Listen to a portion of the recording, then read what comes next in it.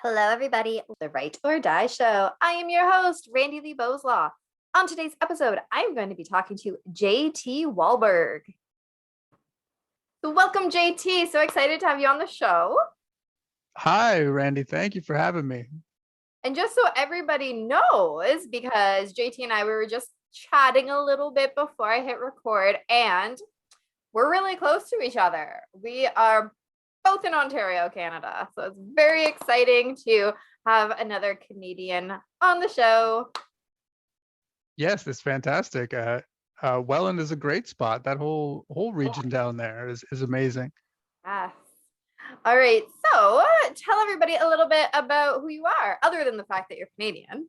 Well, so we'll skip over the fact that I am Canadian, but I'm an author of a recently published book. I was a restaurateur for many years. I drank way too much for way too long and almost died when I tried to quit.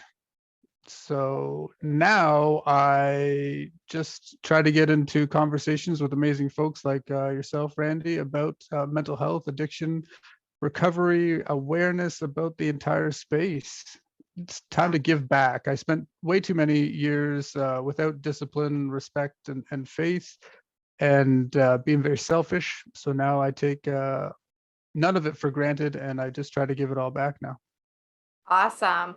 So let's take it back to the beginning, I guess. When did you start drinking?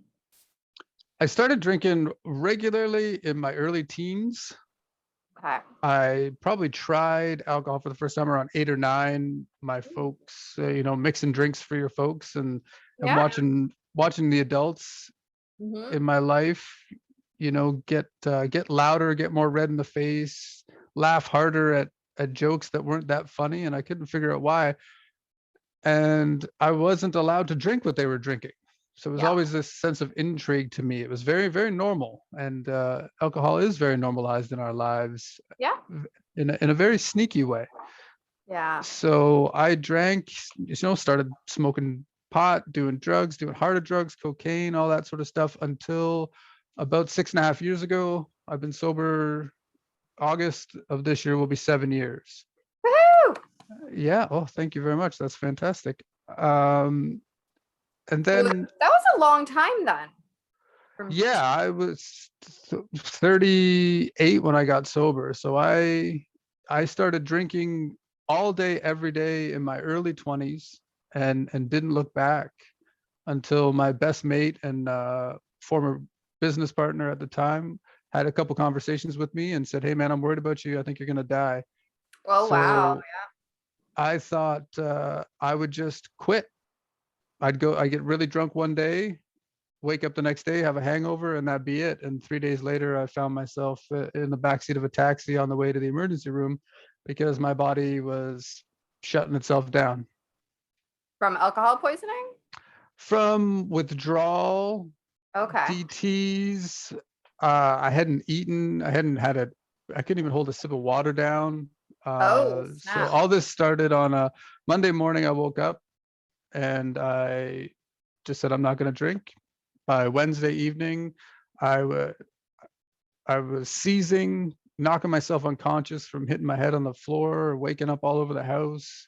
Goodness. And the wife of a friend who had been in a 12-step program, and she was sober for about 2 years, she called me and said, tell me how you're feeling. And I told her, and I said, look, Lisa, I don't even know if this conversation is real. Like, yeah, I've been hallucinating. I don't know what is really happening. And she said, you need to get to the hospital right now. So sure enough, I went to the hospital, walked in to the triage area, looked at the triage nurse. She said, hi, how can I help you? I said, hi, my name's John. I think I'm an alcoholic. I haven't had a drink in nearly 3 days, and I don't even know if this is real.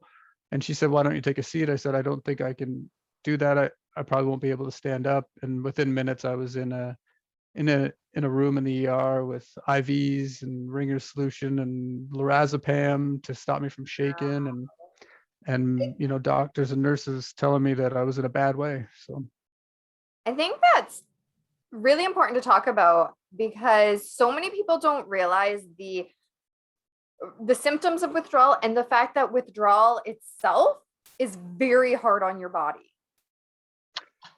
Yeah, I didn't realize that alcohol is the only drug that can actually kill you if you withdraw from it incorrectly. Like you can stop doing heroin and you feel crappy for a couple of days. Cocaine, the same thing. But with alcohol, you become so physically dependent on it. And I'm such a dumbass that I didn't do any research beforehand. My ego was in the way. I didn't think I had a problem. I thought everything would be fine.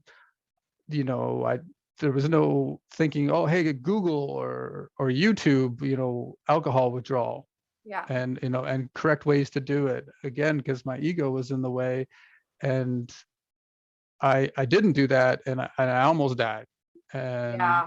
that was pretty scary for a while. So now, like I said earlier, I don't take anything for granted. Yeah. That's really important because like that's why there are spots that are specific for detoxing because you have to come off of it like you said properly. And I don't know the exact way that it has to be done or anything like that, but when I was in college now, the other day, funny story before I continue. The other day I was talking to somebody and I realized that I had been out of college for almost 10 years. And I was like, oh, just like the other year. And I go, oh crap, that was like 10 years ago. So I felt really old that day. Just had to share that as a little funny side note. That's But amazing. in college, I had to do a placement and I actually did it at a drug and alcohol recovery house. So it was after they had went through detox. So I didn't really experience that side of it. But all of the emotional part afterwards of coming off and realizing, oh, I've been doing this with my life for so long, or whatever realizations they're coming to, that alone was pretty eye-opening for myself. And there's alcoholism that runs in my family and addiction. So it was kind of neat to be immersed in that recovery atmosphere with them. But yeah, a lot of them had went through detox first and then they would come over to the recovery house. That's smart. That's the way that everybody should do it, and that's the way that I advocate doing it. I look at it like my experience is the cautionary tale. Yeah. Don't do what I did, because more often than not, you don't make it out alive. That's why it's so important and it's so awesome that you are talking about it so everybody can hear that, because it isn't something that's common knowledge. Like I never realized that until I did my placement. I just figured, okay, you quit drinking. All right. And I knew there was emotional and mental stuff that you had to do after, but I didn't realize that the coming off of it itself was going to affect somebody's body so drastically. Yeah, I think people often ask me, like, why did you do it that way? And I said, well, look, I didn't have a plan. And if I had looked it up, Google, YouTube, or whatever, I probably wouldn't have done it, and I'd be dead because I would have just kept drinking. Yep. So essentially, it was the right wrong way for me, and I stress that to anybody that I talk to, for me to get sober. Yeah. I don't recommend doing what I did. Yeah. I highly recommend, reaching out to a friend, a family member, to something like, Center for Addiction and Mental Health, wherever you are. I know there's 1-800 numbers. Heck, hit me up, and, I'll help you get the professional help that you need, because I wouldn't wish going through what I went through on anybody. Yeah. How long were you in the hospital for? Only about 11 hours, because Okay. I signed myself out against Oh, medical advice. Because, yeah, because like I said earlier, I'm a dumbass. I again, my ego was huge and in the way of me getting the help that I needed. I yeah. thought, look, just get me out of here. The shaking has stopped, you know, to the point where I could like kind of walk around. Yeah. And I just wanted to just go home and go to sleep. And I could see the look, like my sister was there with me. I could see the look on the medical professionals' faces when I was like, hey, you know, can I get out of here? And they were like, look, this dude's gonna be either dead or back here, you know, sooner than later. Yeah. And I walked out. I think it was early morning, and my sister and her brother-in-law picked me up, and they wouldn't let me go home, so I went to my mom's, Okay. and I slept in my mom's room, and I woke up the next day, and I've been sober ever since. I don't work a 12-step program, anything like that. I just duct tape things that work to my sobriety, and I have my own little unique program for keeping myself sober. All right. Yeah. Cause that's going to be some questions that I've got for you. Sure. Definitely. And that's really interesting, actually, that because I was going to ask, do you do a 12 step or did you relapse? But obviously, you said, you know, you've been sober since. So luckily, you haven't had a relapse. Um, and I know 12 step programs are huge for people. That was one of the things that was a big part of the recovery house that I was my placement at. Was a lot of guys were in the 12 step program and going to their meetings. Um, so tell me, what is it that you were using, especially in those early days? Let's start with the early days. What were you trying? What were you using at that time? The Force, Yeah, um, which is auspicious, I think, because today is May the 4th. I So know. That's why I started laughing. May the 4th be with you. That's very cool. Early days, I literally was just taking it 7 seconds at a time. I would just count to 7. I would take a deep breath and I would move forward, and I wouldn't drink. And that's what I just told myself. I Okay. went back to work in one of our restaurants. So Wednesday, I went back to work the Friday. Mhm. I know the Saturday. And I walked in looking like, you know, an extra from Walking Dead. All the staff were like, what are you doing here? And my business partner was like, what the hell? And I said, look, if I can't get through one shift here at the restaurant, you know, surrounded by all this liquor, wine, and beer, then I'm done for. I might as well just start drinking again and kill myself. So Oh my. literally, I would just I had a great support system as well, but I would just, when it got real tough, you know, when the monster, I used to call it, when it would rear its ugly head and try to pull me down, I would just break it right down to count to 7 and breathe, move forward, don't drink. Count to 7 came from one time when I was a young teen and I was really tripping out on LSD and I thought I was going to die because I took too many drugs.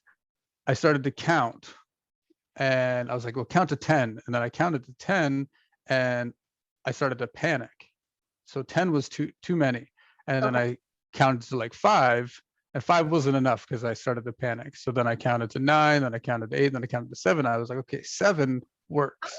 So if I Yeah, count it's to 7 remembering. and I breathe and I don't die, then count to 7 and do it again. So I took that from tripping out, having a bad trip back then, and I flipped it into I'll apply this to staying sober. Well, that's good. Taking something into a positive way. Yeah, I was very confused. I'm like, 7. That's such a odd number to pick, right? Yeah, for sure. And that worked early days. I have, like I said, a great support system. My family was super supportive. I went to one 12-step meeting, an AA meeting, and I walked out of there, Randi-lee, wanting to get drunk and forget about everything. It was very Oh, depressing for me. I don't. I've been told since that that's not generally what meetings are like. yeah. But I'm the kind of person that I'll try something once. If I like it, then I'm all in on it, like drugs and Okay. booze. And if I try something once and it didn't work for me, then I didn't go back. So Okay. yeah, I just use things different that I learned about different breathing techniques, box breathing, that sort of Love stuff. box breathing. All right, hold on. Tell everybody about box breathing.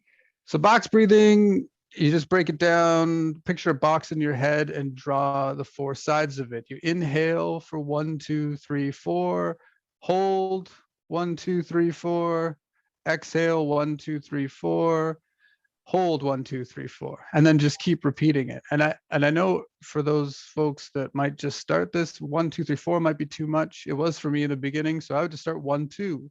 Now I do 1, 2, 3, 4, 5, and I apply that to any situation where I might feel a little bit of overwhelm. And I got onto that through a guy named Mark Devine. He's an author, retired Navy SEAL. He wrote a book called Way of the SEAL, SEAL Fit, and he talked about box breathing, and that's where I first came across it. Okay. I learned about it in yoga and I loved it. Yeah, brilliant for sure. Did you ever apply it when you were kickboxing? Yes, I'm actually in the middle of rounds because you've only got 1 minute rest in between the rounds. And within that time, you have to control your breathing, listen to what your coach is telling you, figure out your game plan for the next round, all in a minute, which is not a lot of time. So I use it then. And it really, really helps to just have that big breath in, hold it, releasing it. It controls the breathing so quickly, I find. Yeah, for sure. And especially in a situation like that, you just get like lowering your heart rate Yes. is key in most situations in life. And now it's just something that I just do automatically. Yeah. Yeah. I find myself sometimes just relaxing and I'm so relaxed that that's what I'm doing. I'm just breathing very, very slowly, the big breaths. It's great. Yeah, for sure. And other ways that I keep myself sober, I realized that like I flipped the whole script and I said, if anything is or was good for me, eh, it shouldn't try to kill me when I quit it. And that's what Yes. alcohol did. So alcohol tried to kill me when I quit drinking it.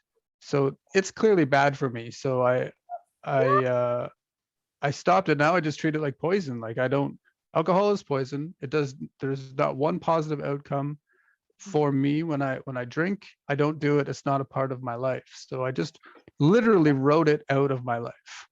That's wonderful. I mean, I did that with food stuff because I can't have gluten and recently learned that I can't have cow's milk and it's just poison to my body. Right. So I just don't even have it. Not even going to think about that stuff. That's just going to make me real, real sick. Yeah, for sure. Did you notice that like it was a lot easier to do what everybody talks about, like reprogramming your brain, like NLP kind of thing? Like when Yeah. you literally just change the dialogue in your brain, it happened a lot easier. I thought like there's no way I can do this. And Yeah. it was actually quite simpler than I had ever imagined.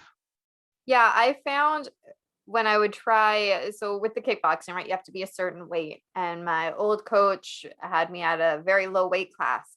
So trying to lose weight then was so difficult. And I've developed some really bad relationships with food that even still now, sometimes I have to work through, but that's something. And when I would just try to do it because, oh, I need to be this weight, it was very, very difficult to stay away from, say, cheese or bread or whatever. When I found out that it actually was making me sick, and that's why I was feeling so badly, it was so much easier because it wasn't, oh, I'm taking it away from myself because of this need for a weight loss. I'm taking away from myself because it's bad for me. And I don't know what it was about that change in the script, like you said, but thinking it's bad for me, it makes me sick, it's poison to my body. I don't even crave it. Like I don't want it. Mm-mm. Yeah, like you said, it ended up being much easier than I thought it was going to be. Which is really important for somebody who's going through that it's going to be hard, right? Like let's not joke ourselves here. Like for a lot of people it's very, very difficult. Relapse rates are very, very high. But the nice thing is even if you relapse, you could try again.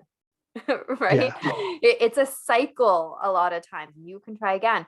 But what's great is this changing the way you think about it. Don't think about it as um you know, I can only use my personal experience. I don't like to put words into other people's mouths. So if I'm talking about bread, right? I'm not going to think about it as I'm denying myself bread. I'm thinking about it as I'm keeping myself healthy because bread makes me sick. Yeah, you're 100% right. Like, not to diminish anybody's situation, we're all different in that regard.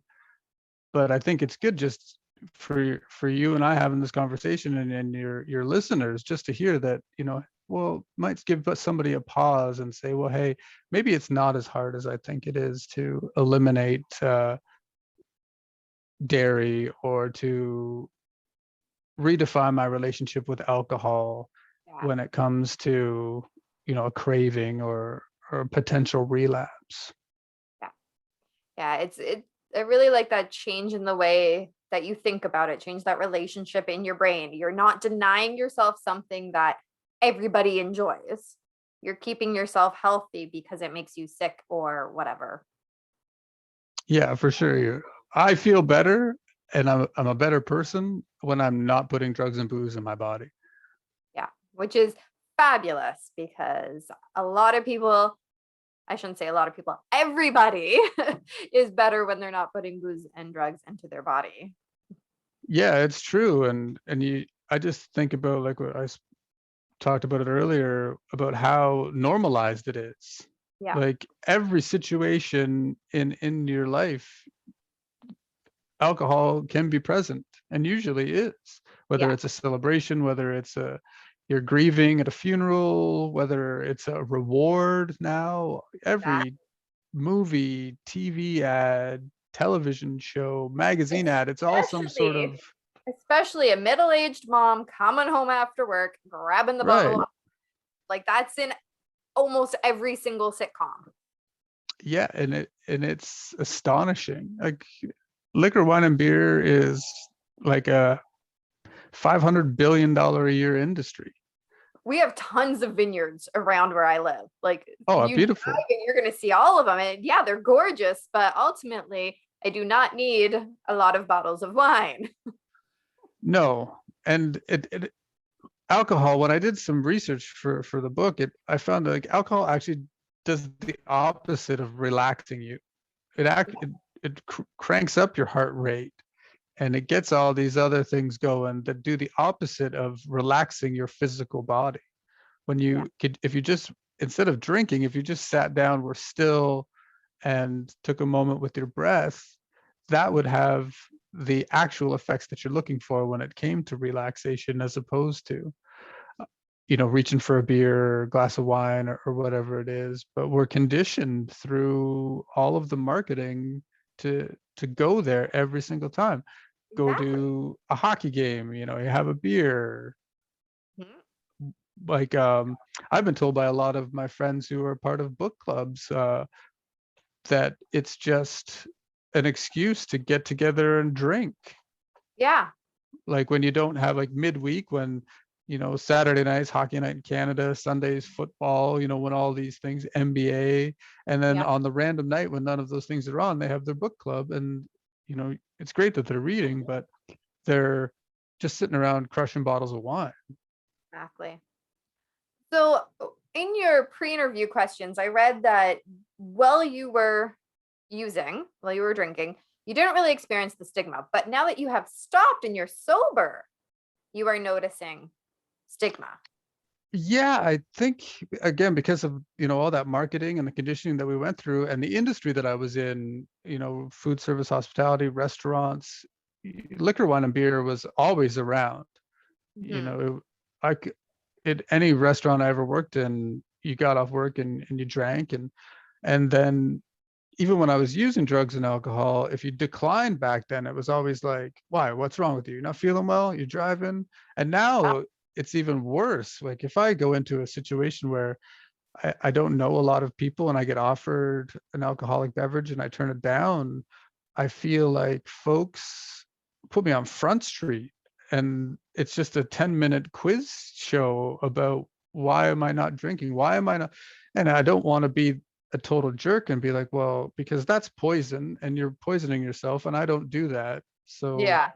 be a total downer at the party is not what I'm looking for. But it's it's really hard. And I find myself having to lie sometimes. And I don't like that, because if I start lying, then I'm going to start making unhealthy decisions when it comes to drugs and booze in my own life. So I'll Yes. tell, I'm driving is usually a really good one. But then you get, you can have one. Oh, I know. Everybody always tries to have one and again, I always use from my life experience. And since I'm not much of a drinker to begin with, then I can't talk about it from that way. But when I first started staying away from gluten, right? And it was, and some people go, well, there's only a little bit in it. Um, there's no such thing as a little bit of it. It either is or it isn't. And I can't even have a little bit of it, right? So it's the same kind of concept. You can have just one. Well, no, zero. And we shouldn't be quizzing people on their decision whether or not to have alcohol. I mean, I've had that happen if I've been at a party and I just don't feel like drinking. I just don't want to, right? Because it's not something that I do very often. I mean, I had some bottles of wine given to me for our wedding that was 9 years ago that I regifted 5 years after having them because they just would sit there. But yeah, we should not be asking people why not. You should just go, okay. Yeah, like I make a joke,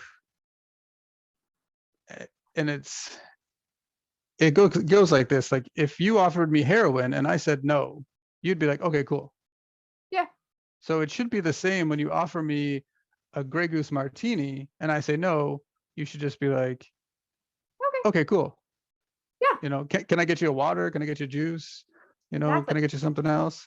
But I think a big part of it is, I become a mirror for someone else, because they see that I'm not drinking. They start questioning, well, why am I drinking?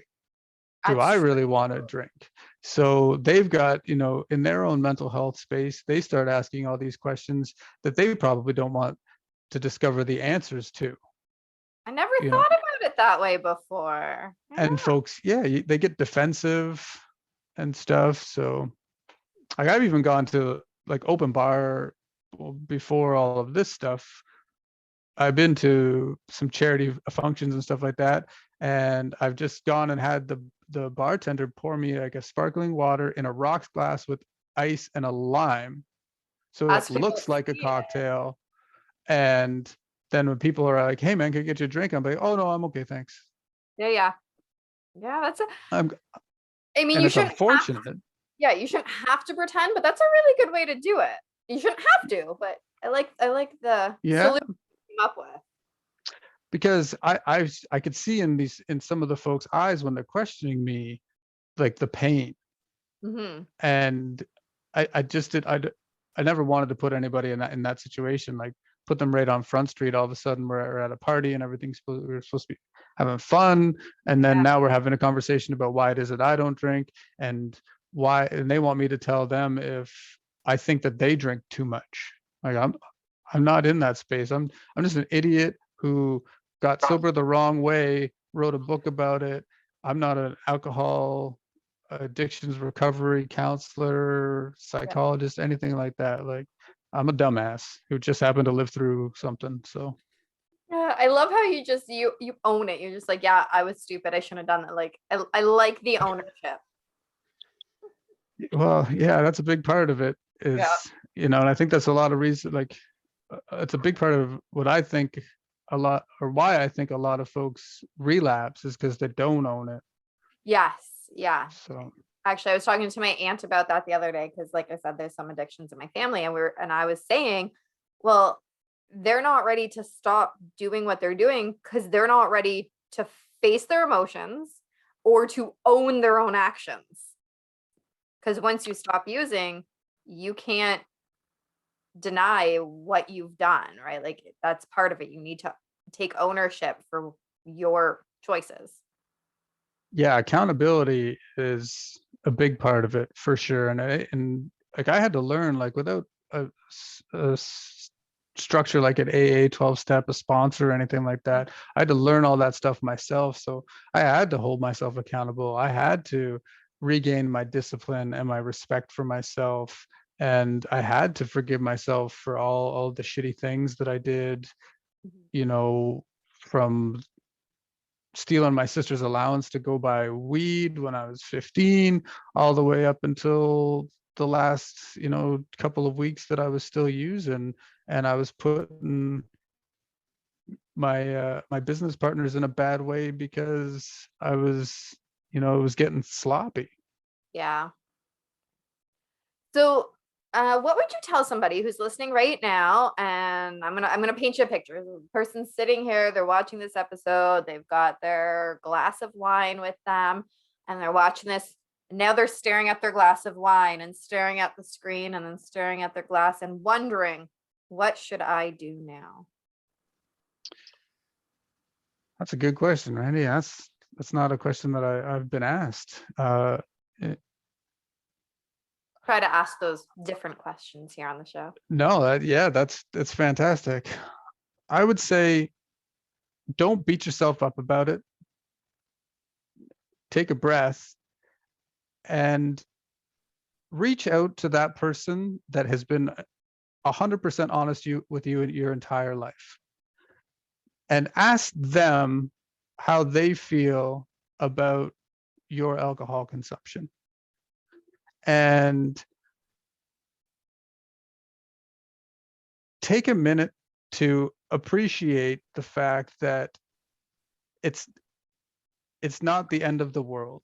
You can redefine your relationship with alcohol and have a better mindset moving forward when it comes to your life. It doesn't need to play that big of a role in it. Even if you're just a casual drinker, you can take a step back. I would say look at a program like read a book called This Naked Mind by Annie Grace, where she did all of the heavy research when it comes to what alcohol really does to our bodies, physically, mentally, emotionally. And then she has a program called the Alcohol Experiment. I would say to that person, check that out, but reach out to your number one trusted friend or family member and just say like, hey, I'm thinking this, how far off base am I? That's great advice. Yeah. And where can people find your book? The book is available everywhere. Amazon, Google Play, Apple, wherever you purchase your books, electronic versions, hardcovers, soft covers. You can check it all out at jtwahlberg.com. You can go there. All the links are on my website. And the audiobook will be uploaded tomorrow for those audience members. I love audiobooks. Oh, fantastic. Well, I'll send you a copy as soon as it gets up there, because it'll be on Audible, iTunes, the whole ACX platform. So anything to do with Amazon will be there as well. I read the book, so I apologize for that. Got to listen to this idiot talk for. That was going to be my question. I like when the authors read their own book.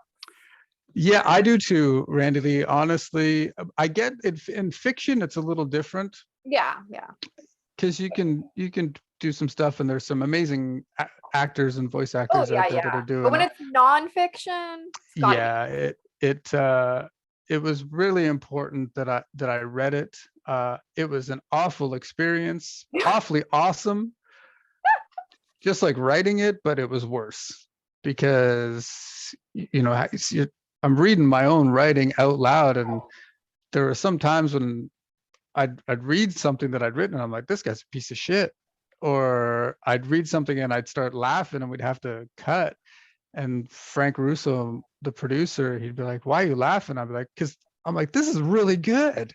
Like, whoever wrote this book, oh my God, they're a genius. And he'd start laughing. Oh, it's you. Yeah, and I was like, so yeah, it was one of the most terribly awesome experiences I've ever had, minus those 3 days of almost dying and going to the ER. So it was fun. That is awesome. Yeah, I've been working on my own audiobook for my one that I released this year, and it's getting close. It's not tomorrow like yours, but it's getting close to almost done. Yeah, it's a fun experience, isn't it? I've got Thoughts of a Wanderer on my reading list. Oh, After when we started our whole initial email invitation, yeah. hey, do you want to be a guest on my podcast? I think I'd be a good guest on your podcast. When we started that whole conversation, I was like, oh wow, and then reading your bio and stuff, and Thoughts of a Wanderer is up there. I think I got a couple more to read. I used to read 6 books at a time. I was that lunatic that Oh, I can't do I'd that. I read a can only couple. read one at a time. Yeah, like I'd read a couple fiction to escape, some nonfiction, all Uh, over the place. So I had to slow that down, and now I read generally one nonfiction and one fiction. So I have that. So oh no, I will read one book at a time and listen to one book at the same time, but I cannot yes, read two at the same time. that's cool. Well, yeah. Do you find it's interesting reading your own writing out loud? Yeah, sometimes I'm reading it and I go, why would I write it that way? And so I'll write Yeah, it in a different way, and I'm like, I'm the author, I can do that. yeah. I did. I noticed that too, where the producer, he'd stop me and he'd be like, "That's not what it says," and I'm like, "Yeah, well, but I think if I say it this way, it's a little better." And he's like, "No, no, no, we're gonna." He's like, "Let's stick to the script," and I'm like, "Okay, No, no, I'm the author. I'm deciding that I'm reading it differently. Yeah, it's only yeah, happened in a few spots, and it doesn't change the context of what I'm exactly doing. right." Yeah. I think now though I've learned when I'm gonna do my next one in the editing process to read it out loud within that editing process. Oh wow, get out of my head, because I was thinking that just a couple weeks ago. I was like, No. well, if I sat, you know, alone and read out, like during the editing process, read it aloud, I'd probably have the same thoughts as when I was reading the audiobook. Yes, exactly. So for my next book, I definitely think that that's something that I'm going to do. Yeah. On the same wavelength. Must be that Canadian blood. Yeah, for sure, definitely Ontario kids. That's right. And where can people follow you? So like the website, I'm at JT Wahlberg on all the social media platforms. I not the biggest fan of Facebook. I'm not very active there, but Instagram is where I'm most active, where I post everything, where you can hit me up in the direct messages if you have any questions or anything like that. Like I said, if you don't have anybody in your life that you can 100% trust to tell you the truth, reach out to me and tell me how you're feeling, and I'll point you in the right direction to get some help with how, helping you redefine your relationship with alcohol. Wonderful. And those links will be down in the description below, so you can very easily follow JT and grab a copy of his book as well. So thank you so very much for sharing and talking so honest and open about it all and owning your stupid. Those are your words, right? That's true. Thank you for having me on, Randi-lee. I had a great time. It was a great conversation. What a great interview that was. Love talking to JT. If you want to hear some more conversation, head on over to our Patreon page, become a patron, where I will be posting some behind the scenes footage of our conversation that we continued having. And I have to say, it was pretty interesting.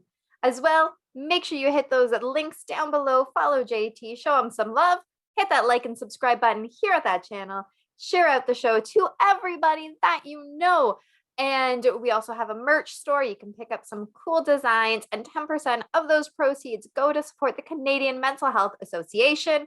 And remember, the only way to end the stigma of mental health is to speak openly and honestly.